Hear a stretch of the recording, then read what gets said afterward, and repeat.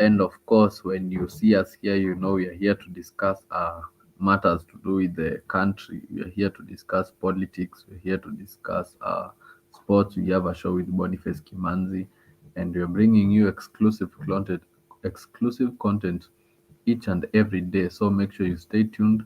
If you are watching from Facebook, thank you so much. You're welcome. We are live here and every day. Make sure you subscribe and you leave a like and a comment as we grow the fan base, as we grow to reach many people. Make sure you'll be able to join the make sure you join the community, and you will learn a lot. You will be educated, you will be informed, and you will also be entertained. So we get straight away to into today's show. I'm your host Alex Ogega, and we have seen the Catholic bishops coming out on top to condemn this act of extending the term limits. They are saying that the president should only go for 10 years. We have also seen Mata Karua coming out strongly to reject the new university funding model. We have also seen the CS for Finances, John Buddy, proposing a 15% tax on the content creators and online business. And we have also seen Gen Z activist Morara Kibaso coming out to expose the government once more. So we have a lot to discuss today. So as you have seen in the thumbnail, we begin by breaking down the Mata Karua issue, which she complained about the new university funding model. She says we have to do away with it.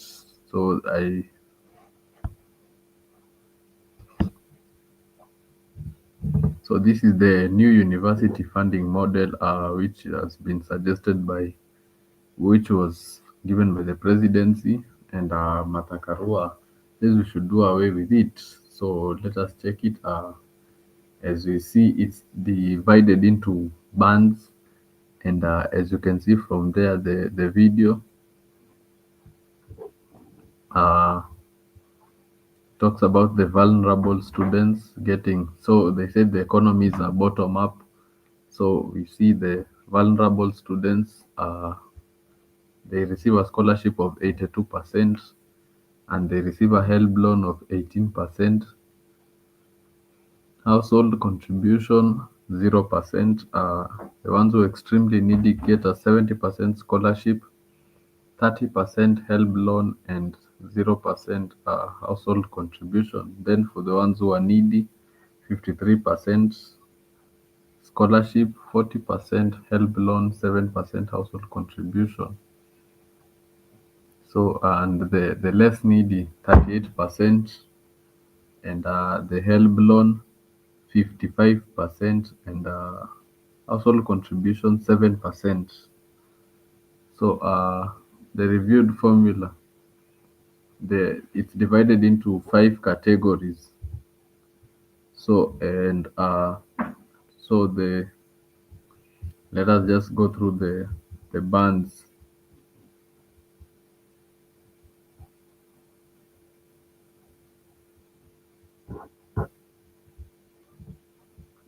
So band one, which is previously the vulnerable, you get a scholarship of 70%, HELB loan of 25%, 5% household contribution, the upkeep boom, which is 60,000. So the second band, which is a scholarship, 60%, HELB loan of 30%, household contribution 10% fee, and band three. So in the second band it's 55,000. Band three, 50% you get the scholarship, HELB loan 30%, 20% of the fees, and 50,000 for the upkeep. And for the band four, 40% scholarship, 30% HELB loan, 30% fees, 45,000. For the fifth band, 30% scholarship, 30% HELB loan, 40% fees, and 40,000 upkeep boom. So there is a question which some few months ago Ledama Olekina raised the question talking about this the new university funding model being discriminatory to the students, and he also spoke about which criteria is being used to determine which students are coming from the needy homes and the ones who are coming from rich homes. So, and I have an article here.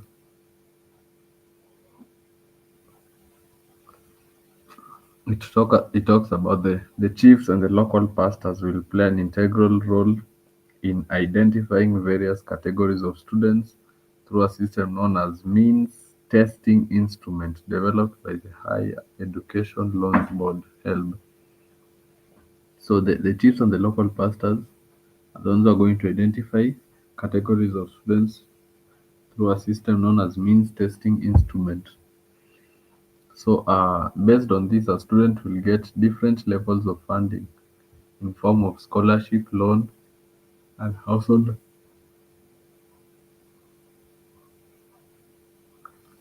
contribution.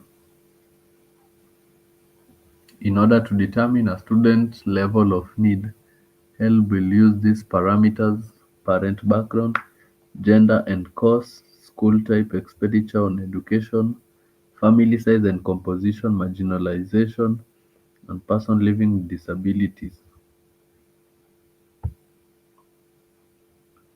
So the initial funding formula: vulnerable students were to get full funding through 82% scholarship from the government and 18% of HELB loan. So the extremely needy were to get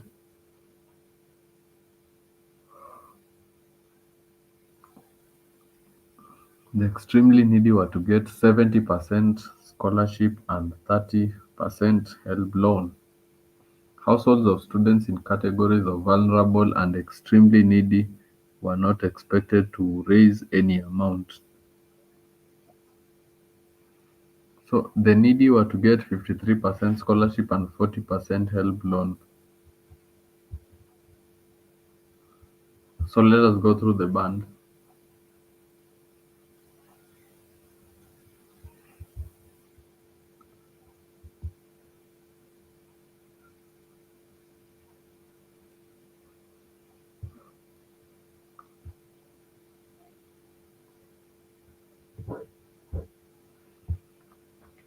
So in a short summary, the reviewed funding formula from all categories band 1 5 are eligible for scholarships and HELB loan.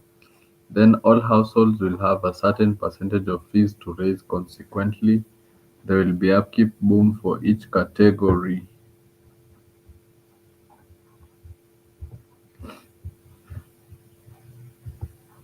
So yes, we have gone through the new university funding model, which was brought about by the government, which has divided the students into bands from band 1, 2, 3, 4, 5, from the less vulnerable to the needy, and they have divided it in terms of the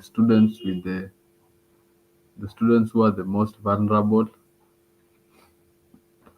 will access a more of will be are the ones who have been focused on more, so that the ones who will receive 82% scholarship, then a small fee of the HELB loan for them to be able to study.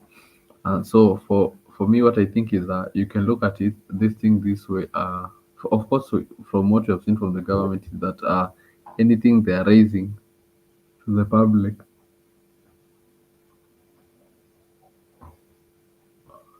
people are quick to reject them. For example, the SHA, the SHIF, people have rejected it. The finance bill was rejected. The new university funding model rejected. The raising of the taxes, people have rejected them. So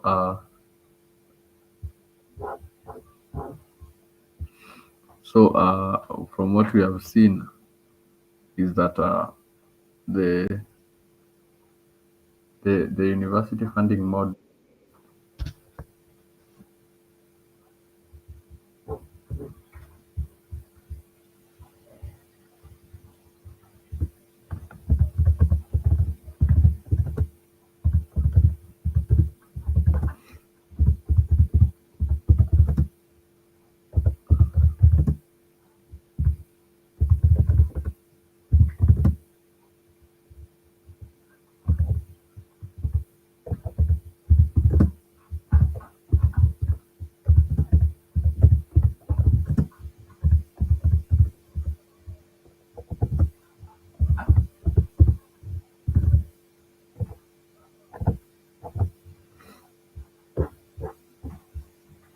So from what we have seen from the university funding model,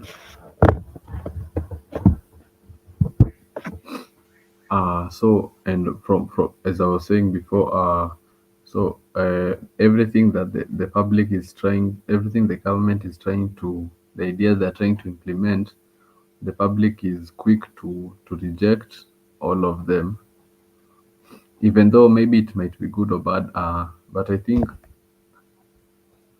oh, Gypsy Corner, hi, how are you, Gypsy? I hope you can hear me. You have said that there is no audio, so let me see what I can do.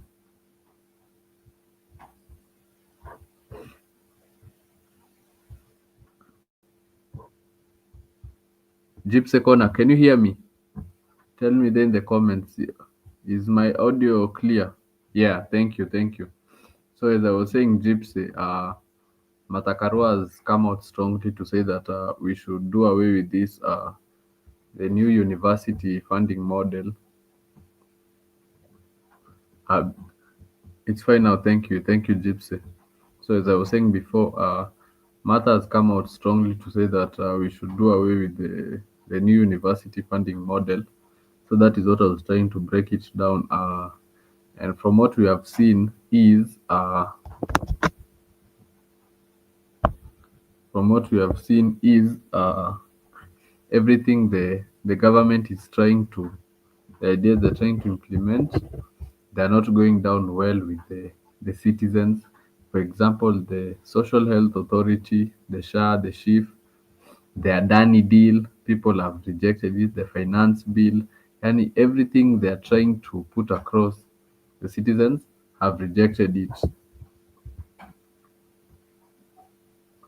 So the question I'm raising is, if everything is rejected, then what are they going to achieve by 2027? Because we're living in a democratic country where public participation is key. Also, the removal of the deputy president, the impeachment for Gashagwa.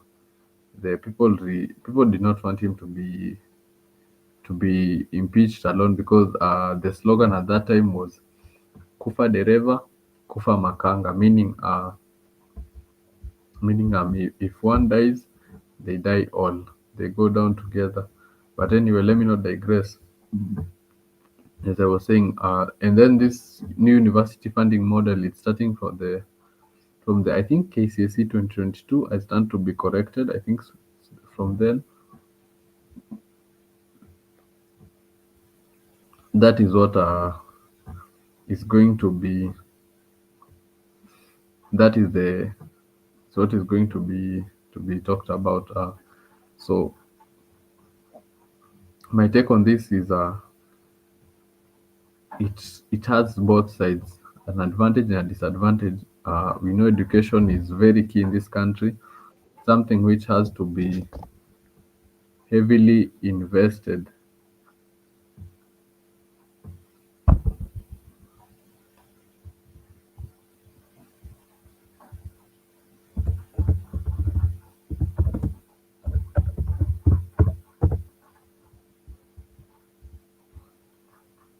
Oh, okay, Gypsy, as I was saying, education is something which has to be heavily invested, and it can be a tool to change the world, to revolutionize. Education is a way out for many people. So as I'm saying, like, I don't think there's a smooth transition with this education funding model, and then the way they distribute the money and they divide the students into bands. It is somehow very discriminatory to the students, though I feel like there is no concrete criteria for them to determine which student comes from the needy background and which student comes from the rich background. I don't think there is a concrete way of them finding out.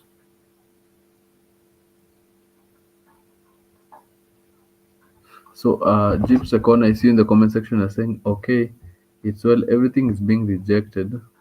What are they going to replace it with? Education has become a kicking political ball. Yes, yes, Gypsy. Yes, as you are saying before, yes, education has become a kicking political ball. Wait, and the last time I saw good, what can I say? The last time I saw a good president who invested heavily in education, which I was a beneficiary, was Mwai Kibaki. Mwai Kibaki was big on the free education, primary, which saw many students, many Gen Zs who went out to the streets to protest, being beneficiaries. And that was the last time we saw anything good about the education system. So, uh, still on that, as I said before, I think this university funding model is a bit discriminatory, and there is no criteria which the government can use to identify which student comes from certain certain backgrounds. So I think they have to go back to the drawing board and they have to draft better ideas, or we keep the university funding model that we have, just find ways of making it better. So still on education, the lecturer strike still continues. We have seen issues from the Moi Educational University, and from what we can say is that all is not going well. The CS for Education hasn't really invested heavily in finding solutions to the ongoing lecturer strike, which is currently ongoing in the country. So I see Jeep Second in the comment section saying Martha Karua is an opportunistic figure. She is shaping herself and the party ready for 2027. She reminds me of 2007. She doesn't have clean hands. So Jeep Second, why are you saying Martha Karua doesn't have clean hands? What's the worst thing she did in 2000 in 2007? Could you kindly write for me there in the comment section what Martha Karua did 2007? Because for me, I see Martha as a person of integrity. I see Martha as a person who is pushing for change, just like me and you. We are trying to see change in the country. So for me, I see Martha as somebody who can liberate the country. So, as I was saying, still again, we are seeing the university strike is still ongoing for the lecturers, and the CS is ignorant because he is yet to address these issues. It has continued 3 weeks, and the semester is supposed to end in December. So, if this strike goes on till December, the question which the students will be raising is, uh, what is the way forward? Are they going to redo this semester next year, or they're going to just do the exams and proceed onwards? So it leaves the people in a dilemma. So that is on the new university funding model. So we move on straight to finance issues, where we see the CS for the finances, John Buddy, has suggested implementing a 15% tax on social media platforms and online business. And this is not the first time something like this is being suggested by the CS. Because even in the previous finance bill and before, we have been seeing something which the government has been trying to put across. They are trying to find ways of taxing the social media platforms and online business. Example like YouTube, they are trying to find ways of taxing content creators. Like for example, here in Africa, they want to find a way of taxing us, and what I can say is it's not a good thing taxing the content creators, because they, for example, like media personalities, you find some people haven't gotten the chance really to go to university and study to become journalists, and others have studied, they haven't gotten job for them to do. So what is the best option? The best option is to start a channel and try to run your online media house, which you can try to improve your skills, and you can try to also make ends meet. So it's not a good idea to tax the content creators on the social media platforms, because these are not people who the government has invested money in them so that they can be able to reap. These are just people who have come up with their own ways of making ends meet in life. These are still the same people who have who who struggle so hard, because people don't know sometimes it's very hard to grow a channel from scratch to reach somewhere, and they don't know that we start with small things like a 1000 or 2000 microphone, because the government is doesn't hasn't come to our aid. So I don't get why you'd want to go and tax content creators. These are just small people who are trying to make ends meet, whom the government hasn't supported. So the question is, why do they want to reap when they did not sow? The government wants to tax content creators. Let them come in and invest heavily on them, invest on online media houses to have studios for them to run things smoothly, for them to have like something just like a mainstream media. So then we can say they can be able to tax, but there's no way you want to come at people who are struggling to try and make ends meet, and still at the end of the year these content creators still are being followed by KRA, so they have to pay tax. And also the question is, some people are just content creators on social media for fun. They don't content create to make money. How do you expect them to pay that 15% tax? So this thing is just it's malice. It's just a way of removing money from the citizens. So the government, I still say again, they have to draft better ideas. Don't try and come after content creators, because that is because even before you earn money, for example on YouTube, before you earn money, you must have YouTube must have taken their percentage, then they cut, then you receive yours. So, and it's very hard to make money here on YouTube. So after making that, then the government comes and taxes you again, meaning they take you two steps backwards.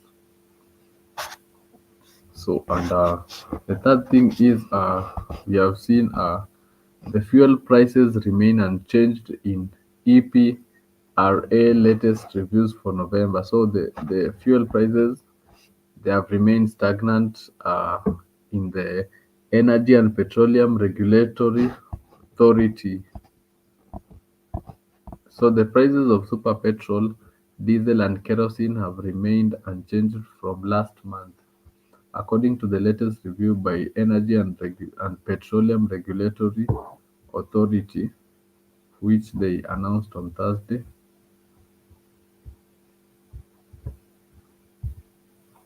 So in October, the prices were reduced by shillings 8 and 18 cents, 3 shillings and 54 cents, 6 shillings and 93 cents per litre for super petrol, diesel, and kerosene, respectively, under the unchanged prices that will take effect from November 15 through December 14. A litre of petrol will cost 180 shillings in Nairobi, while diesel will be priced at 168. Kerosene will cost 151 per litre. Those are the things that are happening in the country. And we move to one of the top stories, which is the Catholic bishop's rubbish presidential term extension bid. So the Catholic leaders are saying 10 years is enough.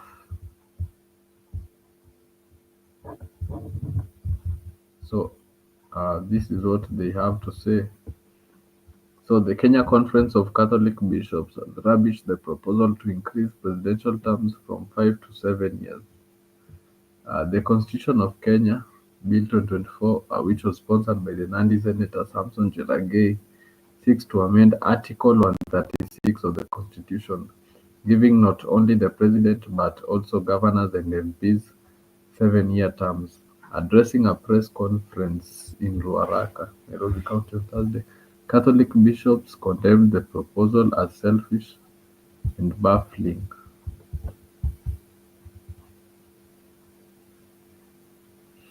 So the clergy said political leaders should focus on tackling other matters they described as more concerning among Kenyans, such as education and healthcare crisis and high unemployment rates among the youth.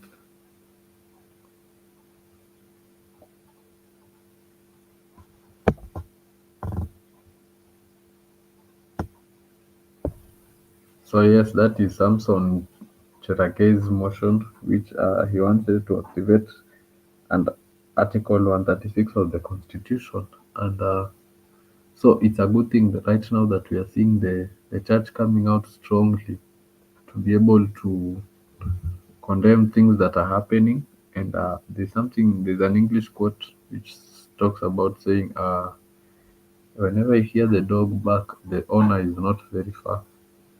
So me, the way I see this thing is the owner, Cherargei is just somebody who is Cherargei is somebody who is tabling the motion, but is not behind it. There is somebody who is superior, who is behind what he's doing.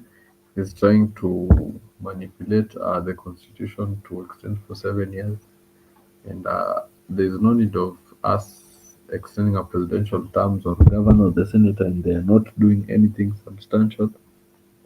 So it's better if we just it's better if we just keep to the 5 years, because even in the states the president goes for 4 years, and that is the biggest economy of the world. So imagine having the biggest economy in the world being run for 4 years. So why do we need ours to push ours to 7? So there we have to give the Catholic bishops their flowers for coming out to condemn it, because for the longest time the church has been under a lot of scrutiny. People are saying the church has not come out strongly to be able to condemn things that are happening in the country. So from what we have seen and heard, we have to give the church their flowers, and they have to remain strong in condemning things that are happening in the society, because you can say like religion is the epitome of the society, and they have to set the record straight. They have to be non-partisan. They have to be.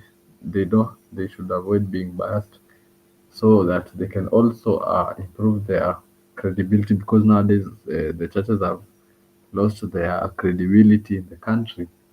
So if the bishops and all other church leaders continue doing what they're doing, they will improve the reputation of the church, and we give them their flowers for their done, for them coming out to condemn things to condemn things strongly. And we give those bishops their flowers, and they should do it more often, and not just them. Even us viewers or at home anywhere, also do the same. Condemn things which we feel are unlawful, and the government what should first of all finish their manifesto, and implement things of development. That's what even the young people want to know, and from people from all walks of life. Government should come out and create employment, so that the people can try and better their lives. Before we start thinking of even extending the term limits, let them be able to finish their manifesto. So those are some of the things that happened today. We also saw today Nditi Nyoro speaking. He came and attacked Kalonzo, said if you walk to Kampani, you'll see that there is nothing, even a clue that is written done by Kalonzo. And so there's a lot that is happening in the World of Politics. We ask people to subscribe, like, share, and comment here on Afrique so that we can grow the fan base. And there are so many things that have happened today. So, and moreover, we have also seen that he has continued exposing things of the government, and we support him to continue exposing things that are happening in the government. Also, ask him to go and learn some few things here and there so that he can become better. And those are some of the things that have happened today in the top stories. And thank you for watching, for being with me all this time in the short space of time. We appreciate you, viewers. Make sure you like, subscribe, leave a comment there so that we can grow this fan base. And one day, Africa will be a big media house in the country.